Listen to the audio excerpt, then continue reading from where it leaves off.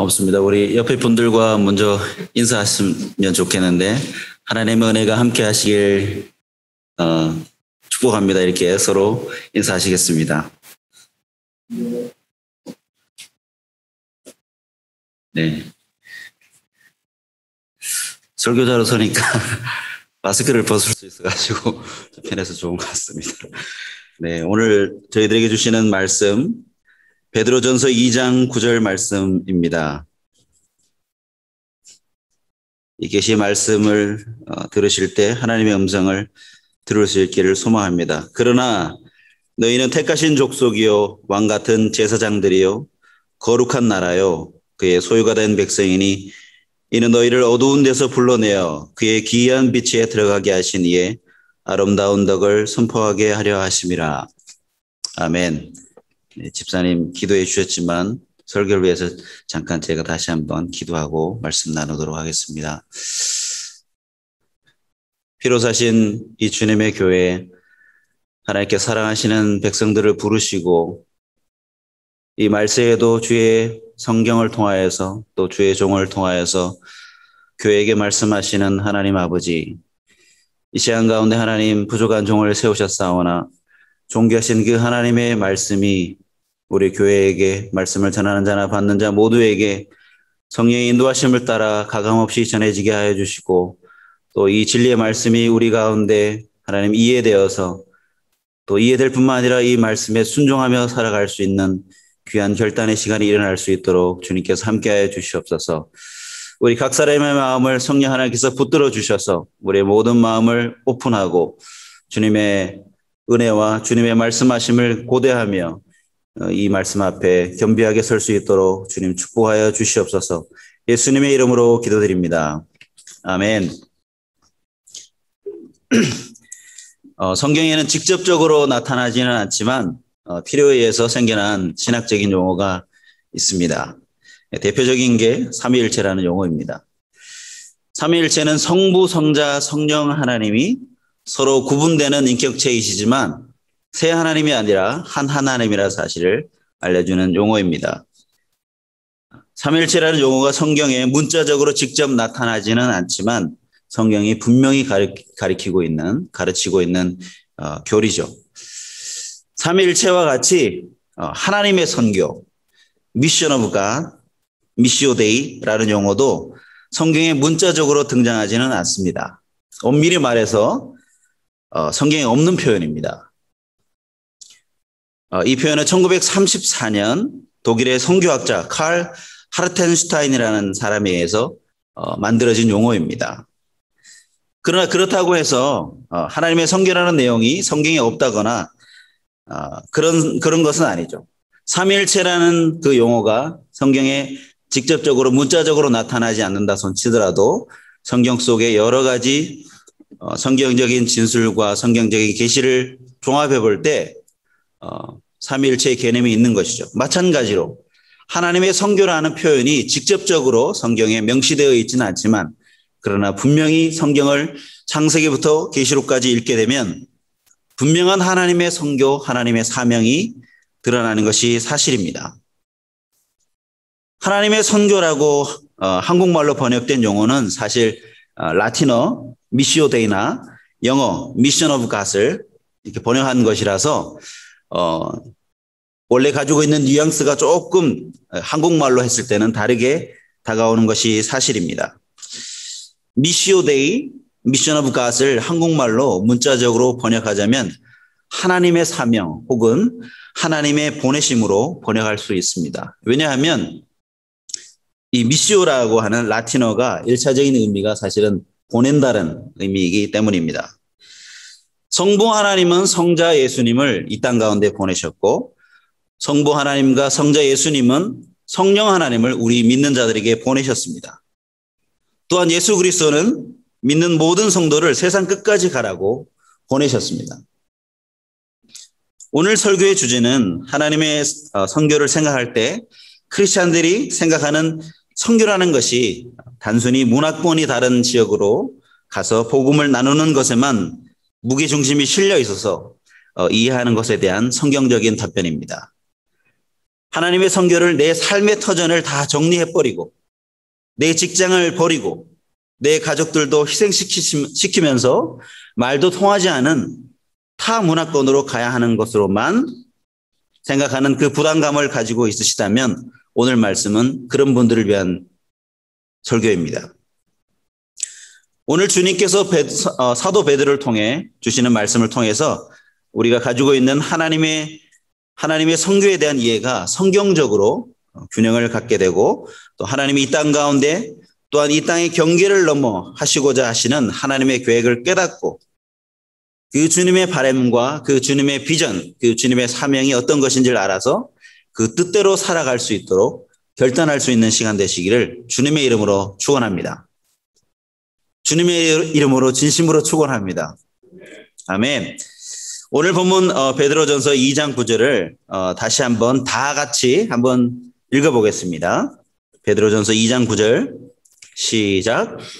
그러나 너희는 택하신 족속이요 왕같은 제사장들이요 거룩한 나라요 그의 소유가 된 백성이니 이는 너희를 어두운 데서 불러내어 그의 기이한 빛에 들어가게 하신 이에 아름다운 덕을 선포하게 하려 하심이라. 아멘. 오늘 사도 베드로는 말세를 살아가고 있는 소아시아에 고난받고 있는 성도들에게 그들이 존재론적으로 어떤 사람들인지에 대해서 환기시켜 주고 있습니다. 이 점이 중요한 이유는 이것입니다. 하나님께서는 하나님 자신의 사명, 하나님 자신의 선교를 하고 계신데 그 일을 위해서 교회, 다시 말해서 하나님의 백성들, 저와 여러분 여기 앉아 계신 분들을 부르셔서 하나님의 선교를 위해 사용하고 계십니다. 따라서 교회의 정체성은 우리 크리스천이라고 하는 정체성은 하나님의 백성들의 정체성은 또 우리 각 사람의 정체성은 이 하나님의 사명, 하나님의 선교라는 큰 계획과 일치되어야 합니다.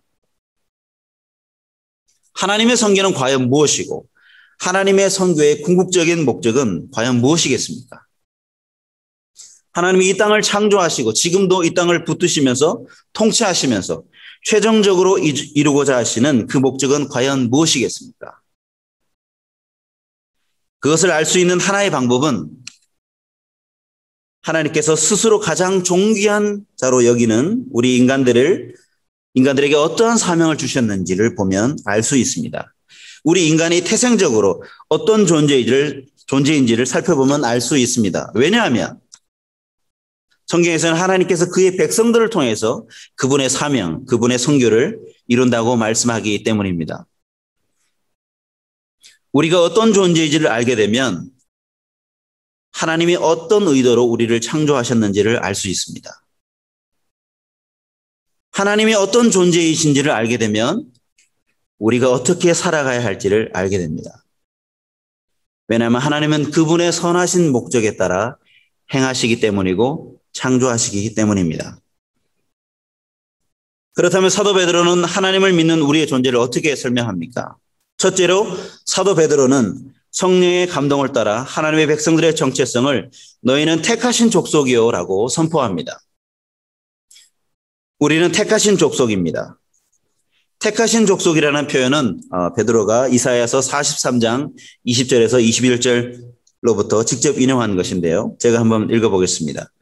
장차 들짐승 곧 승냥이와 타조도 나를 존경할 것은 내가 광야의 물을 사막의 강들을 내어 내 백성 내가 택한 자에게 마시게 할 것이라. 이 백성은 내가 나를 위하여 지었나니 나를 찬송하게 하려 함이니라. 이사야서 43장은 하나님께서 이스라엘의 구속자이시며 또 이스라엘의 창조자이심을 말씀합니다. 이스라엘 백성들이 바로 그런 하나님의 택하신 족속이라고 말씀하는 것이죠. 이 택하신 족속들의 창조 목적이 무엇입니까? 바로 하나님의 찬송을, my praise를 선포하기 위해서라고 말씀합니다. 한국어 번역은 나를 찬송하게 하려 함이라 이렇게 되어 있는데 히브리어 성경을 그대로 직역하게 되면 그런 의미라기보다는 나의 찬송, 번안하자면 나의 영광을 선포하게 하려 함이라. 이것이 목적입니다. 이것이 하나님께서 이스라엘 백성을 또한 저희를 택하신 목적이라고 말씀합니다. 그래서 오늘 베드로전서 2장 9절 오늘 본문 말미에도 사도 베드로가 이렇게 말하는 것이죠. 너희를 어두운 데서 불러내어 그의 기이한 빛에 들어가 계신 이에 아름다운 덕을 선포하게 하려 하심이라 이렇게 말씀합니다. 하나님의 아름다운, 하나님의 경이로운 덕, 하나님의 그 탁월하심을 선포하기 위해서 우리를 택하셨다고 말씀하고 있습니다. 지금 사도 베드로의 편지를 받는 그 수신자들은 대부분 이방인들입니다. 베드로는 이런 이방인들에게 구약의 유대인들이 가지고 있었던 그 정체성, 이스라엘 백성만이 가지고 있었던 그 택하신 족속이라는 그 정체성을 이방인들에게 말씀하고 있는 것입니다. 너희들도 동일하게 영적으로 보면 택하신 족속이라고 알려주고 있습니다. 그리스도 밖에 있었던 저와 여러분들도 여전히 영적으로 보면 이방인들이었지만 그러나 그리스도 안으로 부르시면서 영적인 이스라엘 백성으로 삼으셔서 우리를 택하신 족속이라고 말씀하고 있습니다. 그리고 그 부르심의 목적이 다름 아닌 하나님의 찬송을 열방 가운데 선포하게 하는 것이라고 말씀하고 있습니다. 두 번째로 사도 베드로는 우리의 정체성을 왕 같은 제사장이라고 말씀하고 있습니다. 왕 같은 제사장, Royal Priesthood 이렇게 말씀하고 있습니다. 우리 그리스도인들이 물론 이런 왕과 같은 제사장이지만 하나님은 인간을 원래부터 왕이면서 동시에 제사장 같은 존재로 창조하셨습니다. 이것들 어떻게 알 수 있습니까? 이 점을 어떻게 알 수 있습니까? 아담과 하와를 제사장과 같은 자들로 창조하셨다는 점은 에덴 동산이 단순히 동산이 아니라 성소와 성전과 같은 곳이었다는 점을 통해서 알 수 있습니다.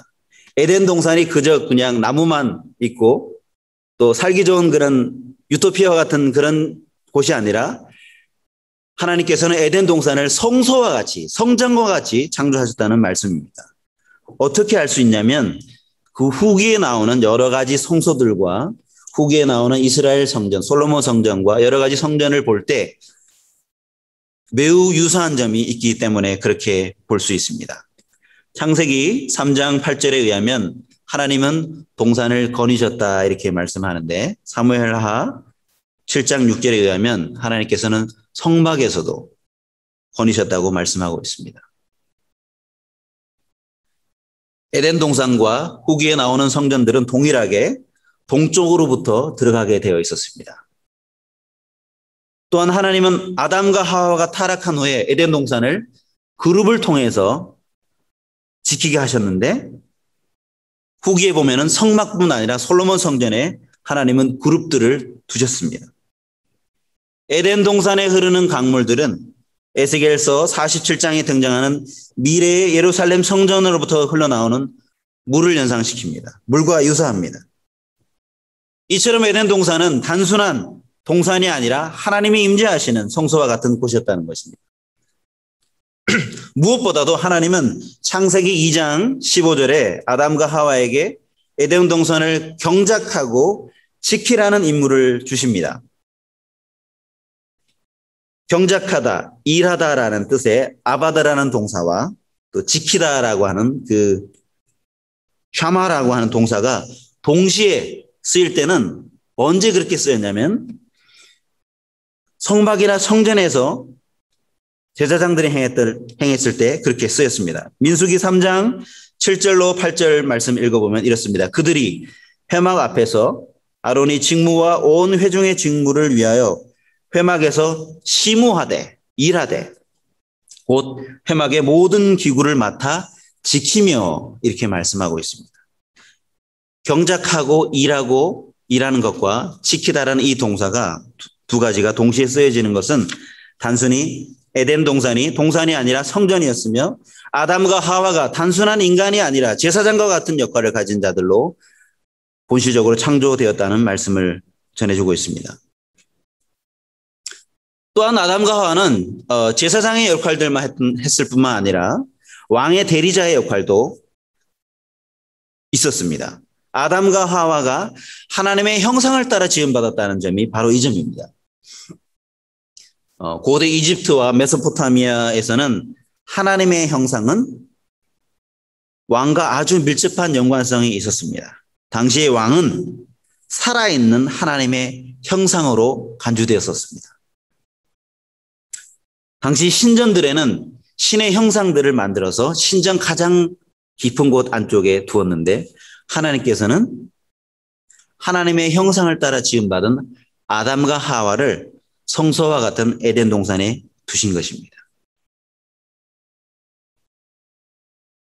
창세기 1장 28절에서 하나님은 하나님의 형상을 따라 지음받은 아담과 하와에게 이렇게 명령하십니다. 생육하고 번성하여 땅에 충만하라. 땅을 정복하라. 바다의 물고기와 하늘의 새와 땅에 있는 모든 생물을 다스리라.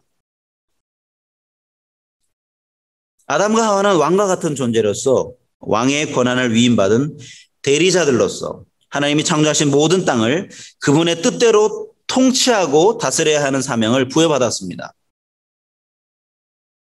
또한 생육하고 번성함으로 하나님의 형상으로서 하나님의 성품을 이 세상 가운데 발현하면서 하나님께 영광을 돌리고 그분의 하나님 되심을 선포하는 자들로 온 땅에 충만하기를 원하셨습니다.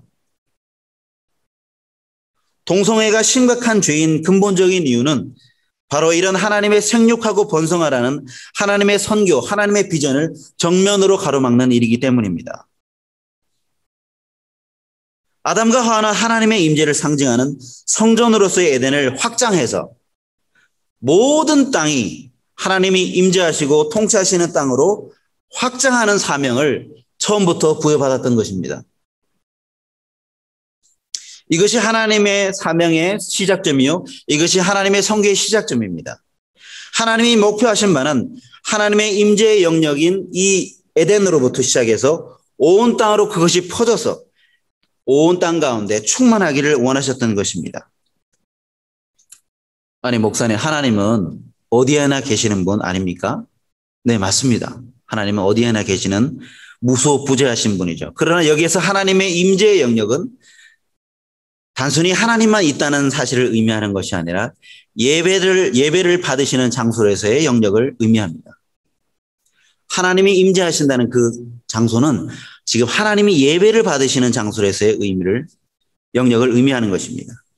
에덴 동산은 성소였습니다. 아담과 하와는 하나님을 예배하는 제사장이었습니다. 에덴이 예배를 받으셨던 장소인 것처럼 하나님은 당신이 창조하신 온 땅에서 예배 받으시기 원하신 것입니다. 하나님은 이 땅에 있는 지금의 많은 사람들을 한꺼번에 찍어내신 것이 아니라 한꺼번에 다 창조하신 것이 아니라 아담과 하와를 시작으로 해서 이 땅 가운데 채워나가기를 원하셨습니다. 그것을 위해서 우리를 왕과 같은 제사장으로서 땅끝까지 보내시는 것입니다. 이것이 하나님의 사명의 목적이요. 이것이 하나님의 선교의 목적입니다. 하나님의 선교는 예수님이 너희는 가서 모든 족속으로 제자를 삼아 이렇게 말씀하셨는데 하나님의 선교는 그 시점에서 시작된 것이 아니라 사실 하나님의 선교, 하나님의 미션은 바로 아담과 하와를 창조하시는 그 시점으로부터 시작되었던 것입니다. 하나님의 선교의 마지막, 하나님의 선교의 피날레인 천국은 분명 이런 하나님의 계획이 온전히 성취되는 시간이요, 장소요, 본질일 것입니다. 천국에는 하나님의 사명, 미션 오브 갓, 하나님의 선교의 본질이 고스란히 녹여져 있을 것입니다.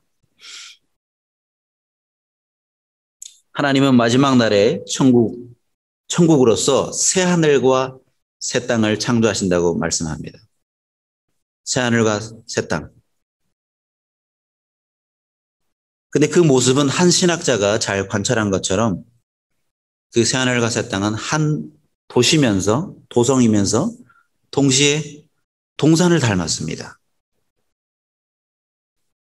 새 하늘과 새 땅을 창조하신다 그랬는데 그 새 하늘과 새 땅, 그것은 한 시리면서 동시에 가든이었습니다. 정원이었습니다. 동산이었습니다.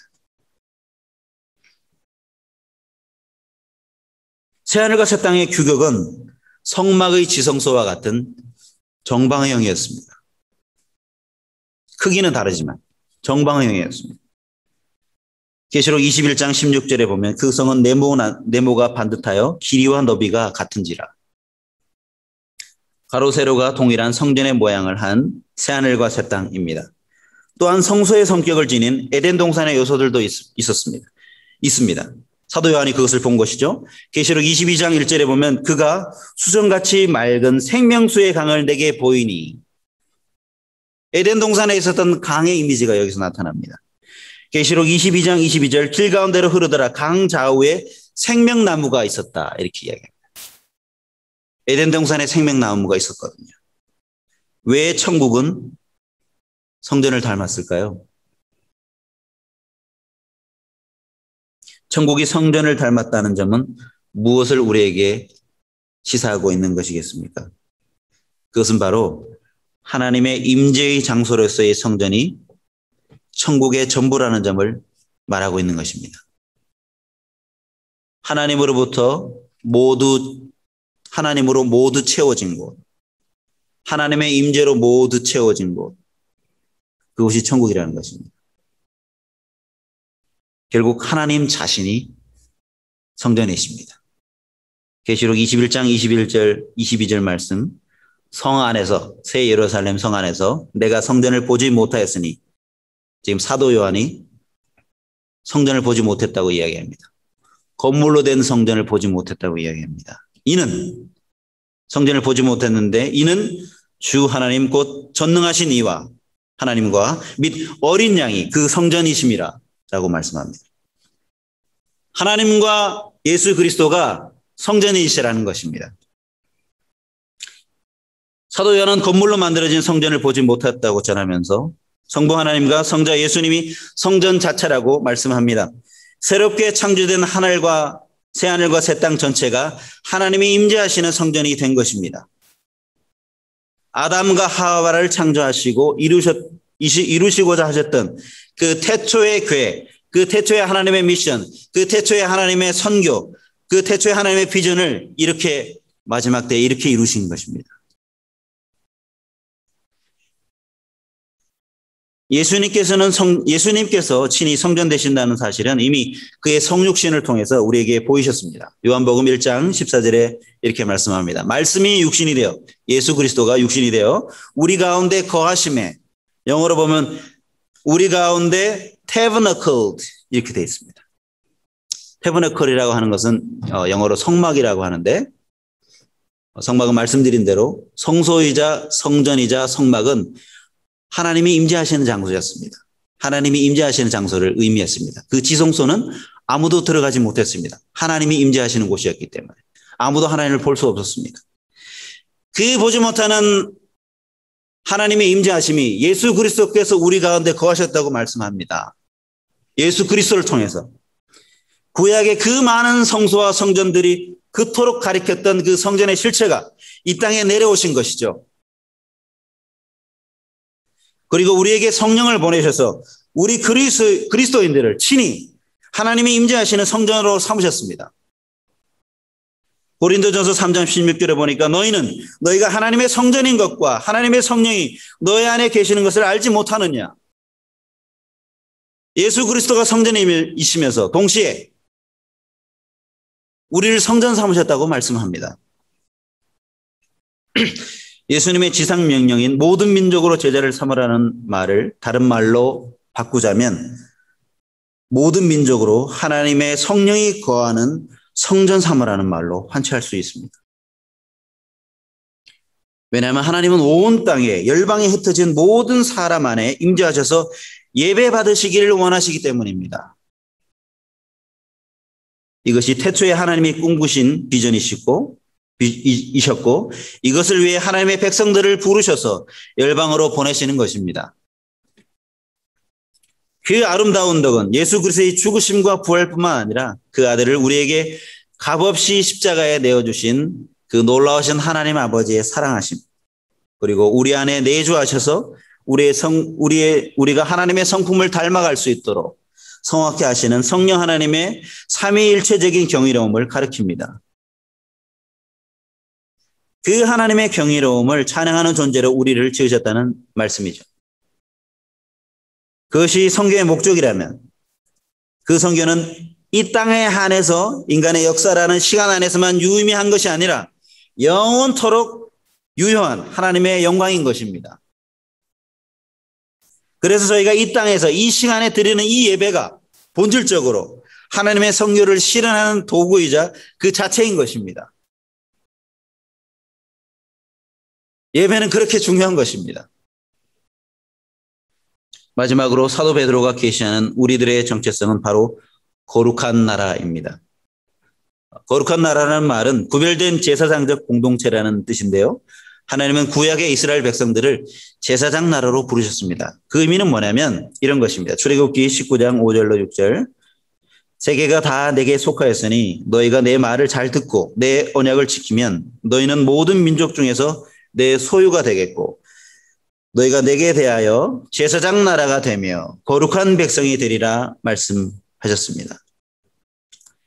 하나님은 이스라엘 백성들만을 편애하실 목적으로 그들을 부르신 것이 아닙니다.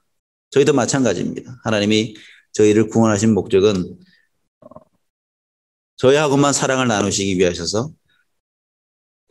구원하신 거나 택하신 것이 아닙니다. 하나님은 편애를 멸리하신 분이시고 우리에게도 편애하지 말라고 경고하시는 분입니다. 이스라엘 백성을 먼저 부르신 그 부르심의 목적은 이 이스라엘 백성이 열방을 하나님께로 인도하는 하나님과 세상을 이어주는 그 가교 역할을 감당하는 백성으로 부르셨다는 의미입니다. 그것이 제사장 나라로 불러졌다는 그 의미입니다. 영적인 이스라엘 백성은 우리 모든 그리스도인들은 이렇게 제사장적 임무, 선교적 임무를 받은 것입니다. 하나님은 우리만 그리스도 안에 거함으로 하나님의 임재 안에 있는 것이 아니라 열방으로까지 나아가서 당신의 잃어버린 백성들도 하나님의 임재 안에 거하기를 바라고 있습니다. 그래서 결국에는 하나님의 하나님 되심, 사도 베드로의 표현으로는 하나님의 아름다운 덕을 열방에 세상에 선포하게 하는 것이 하나님의 비전인 것입니다. 이것이 하나님의 사명인 것입니다. 이것이 하나님의 선교인 것입니다. 선교의 목적은 하나님의 열방 가운데서 영광 받으시는 것에 있습니다. 말씀을 맺겠습니다. 하나님의 선교는 지금까지 말씀을 통해 살펴본 것처럼 본질적으로 우리가 딛고 살아가는 삶의 터전을 뒤로 하고 직장에 사표를 제출하고 부모님과 가족들을 뒤로 하고 타 문화권으로 가는 것만을 이야기하는 것이 아닙니다. 예수 그리스도께서 우리에게 주신 하나님의 선교의 명령은 온 유대와 사마리아와 땅 끝까지 가서 복음을 전하는 것이지 땅 끝에서만 복음을 전하는 것이 아닙니다.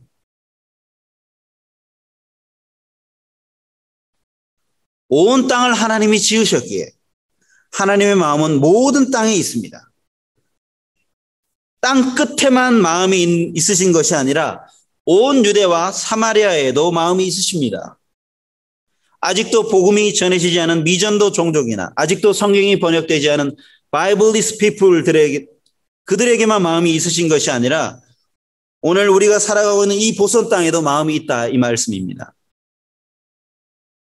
무엇보다 온 유대 땅에 있었던 하나님을 예배하는 하나님의 백성들을 돌보시고 그들이 온전히 하나님을 예배하는 자들로 서며 믿지 않는 자들을 하나님께로 인도하는 제사장적 역할을 감당할 수 있도록 세우시는 데에 비전이 있으십니다. 우리 그리스도인들은 아담과 하와가 에덴 동산을 경작하고 지키는 왕이면서 동시에 제사장의 역할로 이 세상 가운데 보내심을 받았습니다.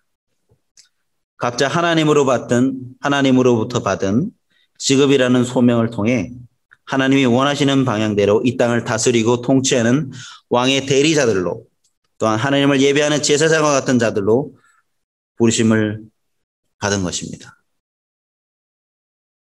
여러분의 직업을 팽개치지 마십시오.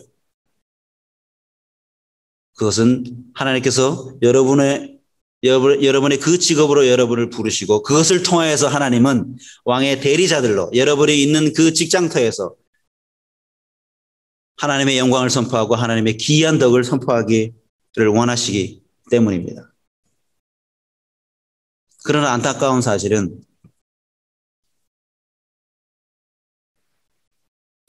이 왕과 같이 살아가야 되는 우리 믿는 크리스찬들이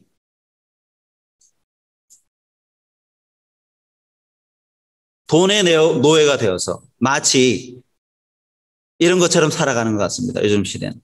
가상화폐와 주식에 묶여서 자신이 열심히 일해서 뭐 어떤 사람들 병원에서 일하기도 하시고 어떤 사람은 학교에서 일하시기도 하시고 어떤 사람은 사업체에서 일하시기도 하시는데 그렇게 해서 번 돈을 가지고 가상화폐에 넣고 주식을 사고 그 수치가 어떻게 되는지 하나님을 예배하고 하나님을 예배하라고 주신 그 직업을 통해서 하나님을 예배하지 못하고 그렇게 힘들게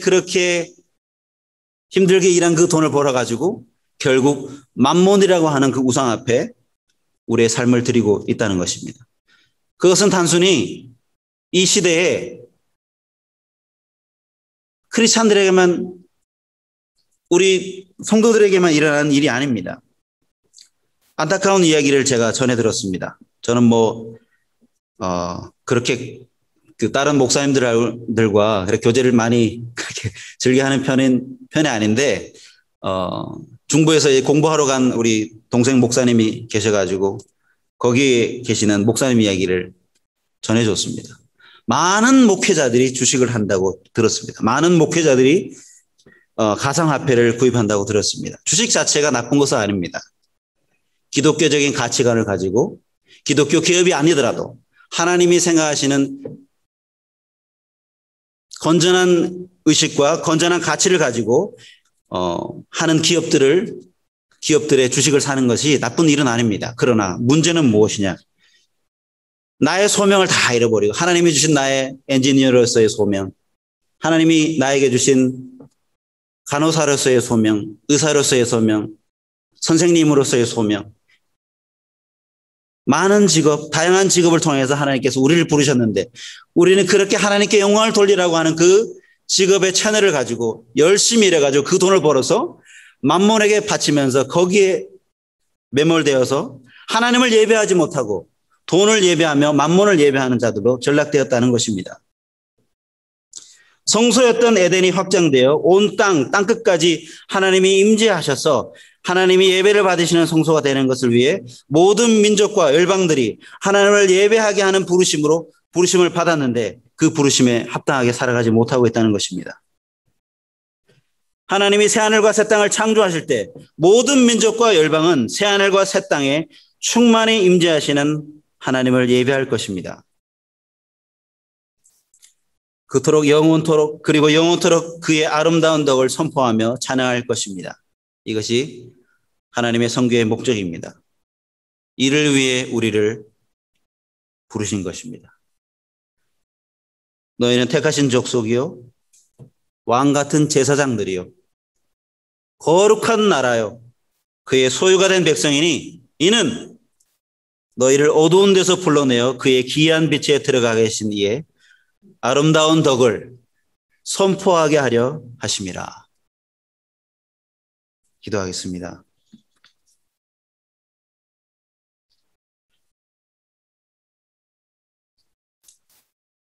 우리 한 가지 기도 제목을 가지고 합심해서 기도하고 제가 마지막으로 기도하겠습니다.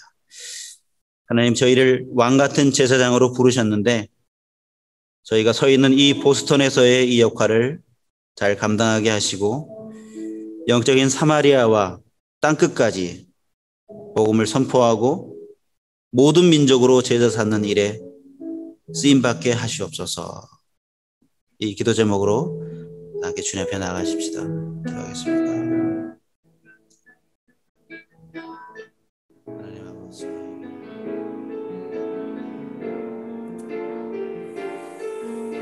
부르시는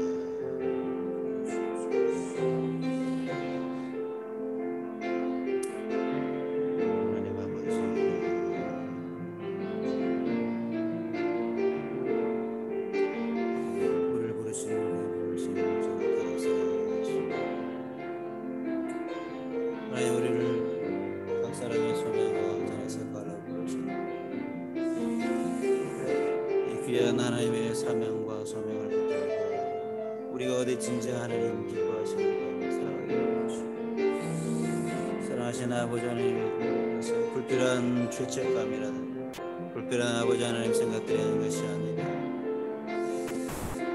하나님 우리에게 주신 이 거룩한 삶, 우리에게 허락하신 이 하루를 하나님이 기뻐하시는 삶으로 올려드리게 하여 주시고, 나만 가지고 있는 것이 아니라 열방으로 나아가게 하여 주시고, 믿지 않는 친구들에게 이 복음을 전하게 하여 주시고, 그들은 그리스도의 복음을 전함으로 말미암아 천국의 삶이 우리가 이 땅 가운데 살아가는 그 삶 가운데도 사라질 수 있는 귀한 역사하심이 이루어지게 하여 주시길 바랍니다. 하나님, 이 말씀 주셨사오니 이 말씀 우리 심령에 새기게 하여 주시고, 이 말씀을 따라 살아갈 수 있도록 주어 도와주시옵소서. 하나님께 주시옵소서. 우리를 왕과 같은 제사장으로 창조하신 하나님 아버지, 이 모든 땅이 하나님의 영광으로 채워지기 원하시며, 하나님의 피로 사신 당신의 피를 희생시키셔서 구원하신 이 사랑하시는 당신의 형상을 따라 지음받은 이 땅에 흩어져 있는 잃어버린 백성들을 구원하시고, 또한 그들로 통하여서 참 당신은 아름다운 하나님이시다라는 고백을 들으시기를 원하시며, 영원한 그 하나님 나라 천국에서도 그 귀한 덕이 영원토록 선포되기를 원하시며, 죽임을 당하신 어린 양께 영광과 찬송과 존귀와 부와 영광이 세세토록 있을지어다라고 고백하는 많은 당신의 백성들의 찬양을 기쁨으로 받으시기 원하시는 그 하나님을 우리의 마음에 새기며, 하나님의 비전이 어디 계신지, 하나님의 사명이 어디 계신지, 하나님의 성교의 마음이 어디 계신지를 깨달아 알므로 우리의 매일매일의 삶이 하나님이 기뻐하시는 삶으로 드려지게 하여 주시옵소서. 우리에게 주신 그 직업을 감사함으로 하나님 앞에 올려지게 하여 주시고, 이 직업을 통해서 하나님의 나라가 이 땅 가운데 선포되며 이 땅 가운데 하나님이 이루어지게 하여 주시되, 그것을 통해서 하나님께 영광받게 하여 주시고, 하나님이 영광받기를 소망하고, 그러나 하나님과 견주는 만몬과 하나님, 우리의 삶과 우리의 생각들이 그곳에 뺏기지 않게 하여 주시고, 우리의 삶이 그곳에 매몰되지 않게 하여 주셔서 태초에 하나님이 아담과 하와를 창조하셨던 그 하나님의 원래의 그 창조의 목적을 따라서 우리가 하나님을 기뻐하며 예배하며 찬양할 수 있는 우리 모든 믿음의 권속들 다 될 수 있도록 하여 주시고, 이 귀한 복음의 메시지 들었사오니 우리만 가지고 아버지 땅에 묻어두는 어리석은 한 달란트 받은 악한 종과 같이 되지 않게 하여 주시고, 열방으로 나아가서 우리의 삶에 있는 터전에서 열방으로부터 이미 들어온 그 열방의 사람들에게 이 귀한 복음을 나누어 줄 수 있는, 열방으로까지 나아갈 수 있는 우리 모든 보선 은혜 장로의 권속들 다 될 수 있도록 주여 축복하여 주시옵소서. 제가 하나님 말씀으로 인도하신 주님께 감사와 찬양을 올려드리며 이 모든 말씀 우리 주 예수 그리스도의 이름으로 기도드립니다. 아멘.